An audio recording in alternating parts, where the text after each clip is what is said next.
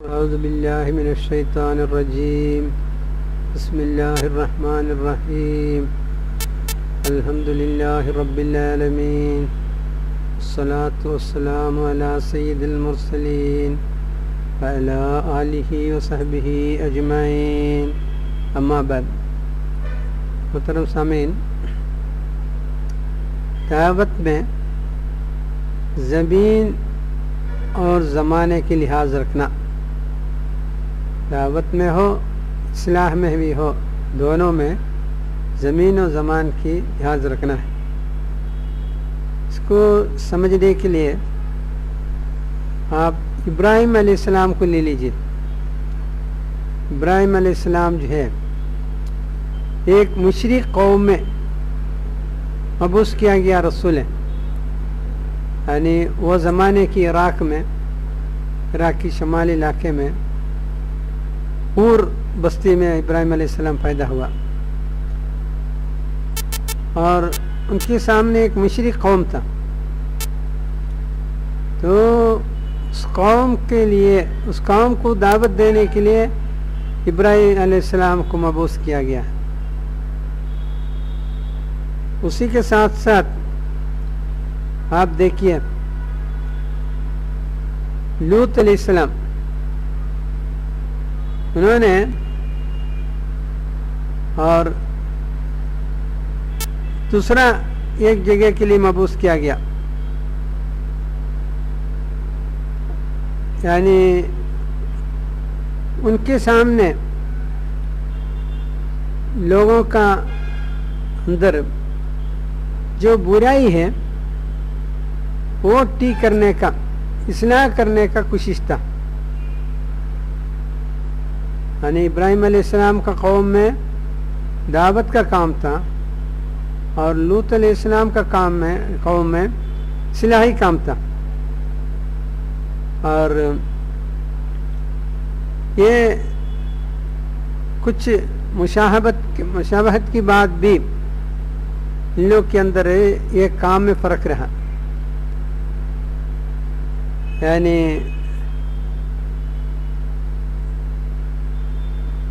ابراہیم علیہ السلام کا جگہ سے تھوڑا 200 کلومیٹر دور میں جو لوط علیہ السلام کو مبعوث کیا گیا،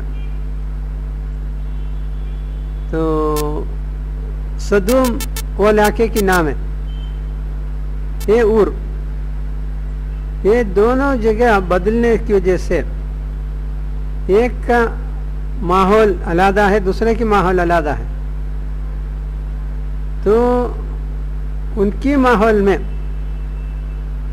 ابراہیم علیہ السلام کے ماحول میں دعوت کی کام میں ابراہیم علیہ السلام مصروف رہا، لیکن صدوم میں جو ہے لوط علیہ السلام جو ہے ان کی اصلاحی کام میں مصروف رہا۔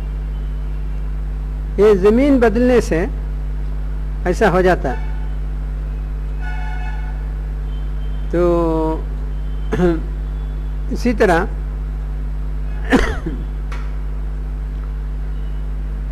ہمارے ہندوستان میں اکثریت غیر مسلمان ہے، اور عرب ممالک میں اکثریت مسلمان ہے۔ مسلمان میں جو کام ہو رہے ہیں عرب ممالک میں، وہ ہمارے ہندوستان میں ہونا ضروری نہیں ہے۔ اس میں مسلمان کا اصلاح کے لیے جو ہے وہ ہم لے سکتے ہیں، لیکن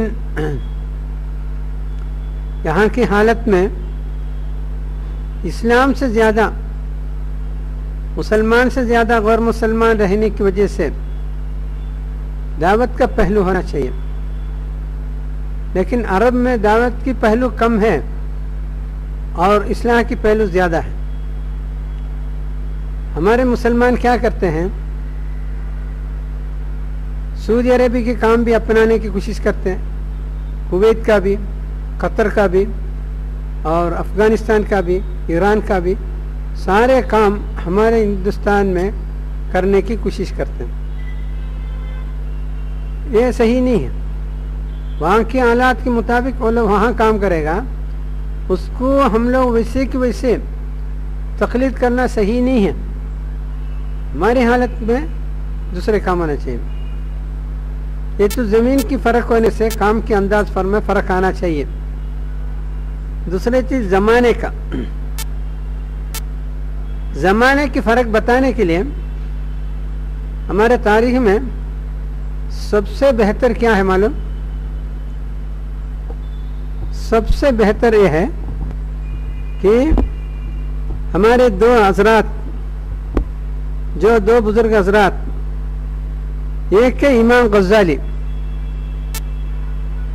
غزالی نے ہجری 450 میں پیدا ہوا اور انہوں نے آج کی ایران کے علاقے میں پیدا ہوا اور اس کے بعد کچھ عرصے کے بعد شیخ عبد القادر جیلانی، وہ ہجری 471 میں پیدا ہوا،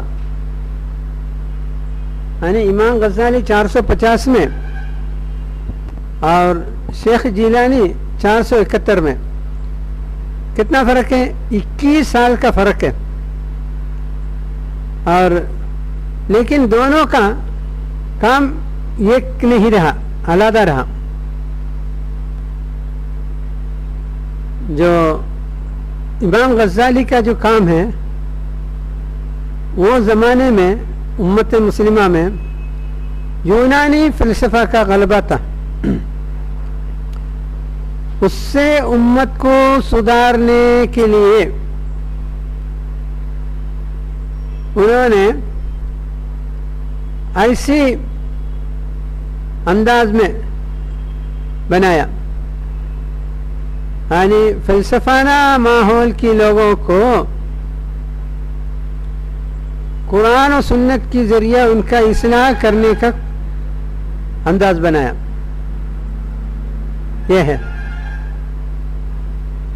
ان کی بعد میں امام غزالی کا دور آیا تو یونانی فلسفہ سب امام غزالی ختم کر دیا تھا. تب وہاں کی ماحول ایسا تھا، یعنی لوگ کے اندر مادیت زیادہ ہو گیا اور روحانیت کم ہو گیا. اس حالت میں شیخ عبد القادر جیلانی رحمۃ اللہ علیہ قرآن و سنت کی روشنی میں وہاں کی امت کو روحانی تربیت اور تزکیت دے کے ان کو مادیت سے بچانے کی کوشش کیا گیا. ادھر دو حضرات کے کام آپ کے سامنے پیش کیا گیا. دونوں کے درمیان صرف 21 سال کا فرق ہے پیدائش میں، لیکن ایک کا کام علیحدہ رہا، دوسرے کا علیحدہ رہا. میرا کہنے کی مطلب ہے کہ زمانہ گزرنے سے وہ زمین کا ضرورت بدل جاتا ہے، تب اس کے مطابق قرآن و سنت سے نئے سبق حاصل کر کے کام کرنا ہے. لیکن ہم لوگ کیا کرتے ہیں؟ 1000 سال پہلے کے غزالی کو تقلید کرے گا اور سعودی عربیہ کو تقلید کرے گا. زمین اور زمان کا لحاظ نہیں رکھتے ہم لوگ. اس وجہ سے ہمارے اندر صحیح کام کی وجہ انتشار بہت ہے. سارے علماء کی کام اچھا ہے، لیکن وہ لوگ اپنے زمانے کی تقاضے پر کام کو انجام دیا ہے. اس سے معنی یہ ملتا ہے ہم لوگ ہمارے زمانے کی تقاضے کے انداز میں کام کو انجام دینا ہے. کسی زمانے کا، کسی زمین کا خوب ہمارے زمین میں لانا صحیح نہیں رہتا ہے. یہ بات ہمارے سامنے آنا چاہیے. اس میں اور ایک نقطہ یہ ہے، امام غزالی بھی اور شیخ عبد القادر جیلانی بھی دونوں کا زمین ایک تھا. دونوں بغداد میں کام کیا، بس زمانے کی تھوڑا فرق سے اتنا فرق ہم کو نظر آ رہا ہے. تو دونوں نے بغداد میں کام کیا، ایک زمانے کے بعد دوسرے زمانے میں کام کیا تو کام کے انداز دوسرا بدلتے ہیں.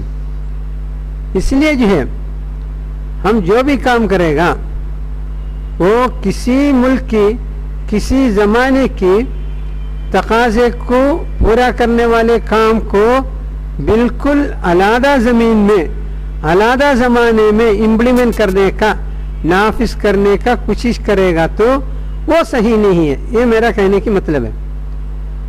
تو اس کے ساتھ ساتھ ہم یہ بھی آپ کو بتا دیتا ہوں ہندوستان میں کام کرنے میں کس انداز کو اپنانا ہے یہ ہم دیکھنا ہے. ہندوستان میں ابھی عرب کا کام ایران کا کام مختلف ممالک کا کام علیحدہ علیحدہ ہمارے ہندوستان کے لیے کیسا کرنا ہے اس کو ہم قرآن میں توجہ سے دیکھنا ہے تب ہم کو ایک نقطہ سامنے آئے گا.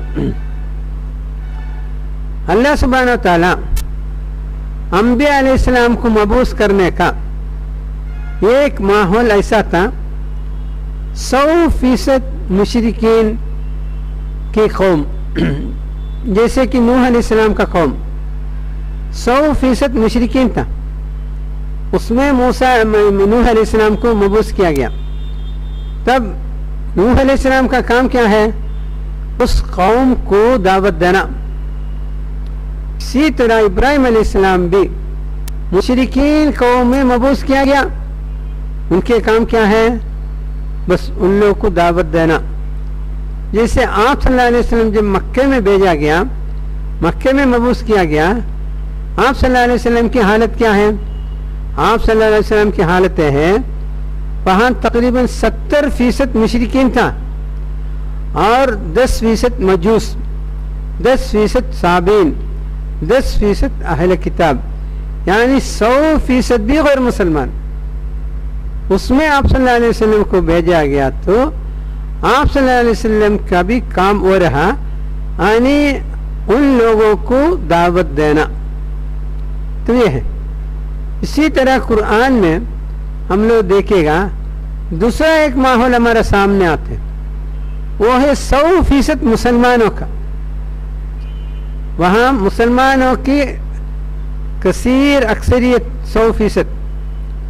تو اس کے لیے مثال کے لیے زکریا علیہ السلام یحییٰ علیہ السلام عیسیٰ علیہ السلام ایسے نبیوں کو صرف اتنا نہیں بنو اسرائیل کی اکثر نبیوں کو بنو اسرائیل کی نبی بنا کے بھیجا گیا.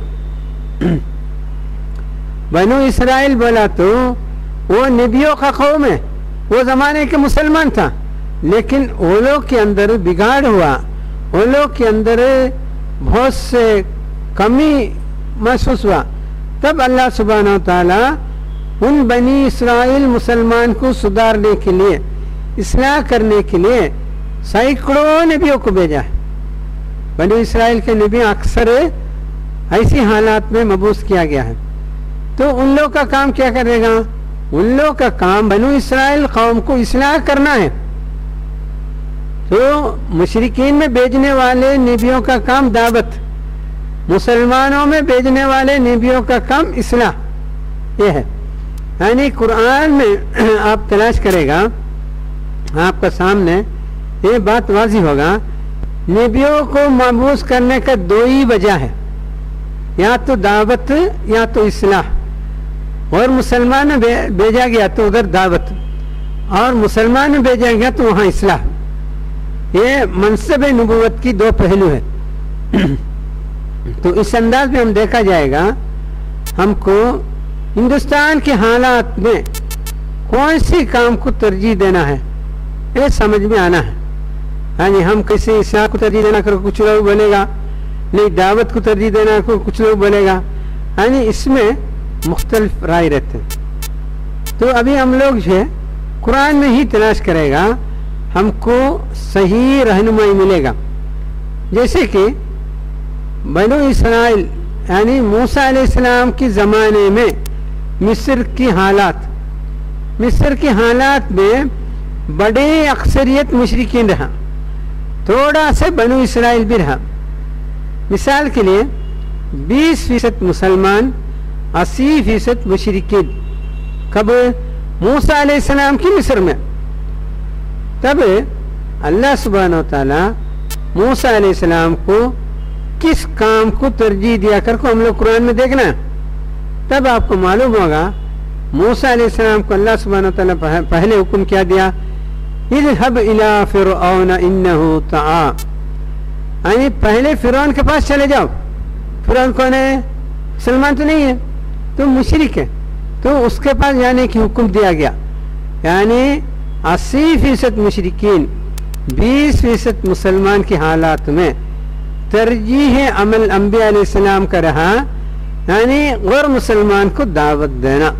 یہ ہے برائے نام دعوت نہیں, دعوت دیا, انکار کیا, پھر دونوں کے درمیان مقابلہ ہوا, یعنی موسیٰ علیہ السلام اور فرعون کے درمیان مقابلہ ہوا. مقابلے میں فرعون کی ٹیم ہار گیا, موسیٰ علیہ السلام جیت گیا.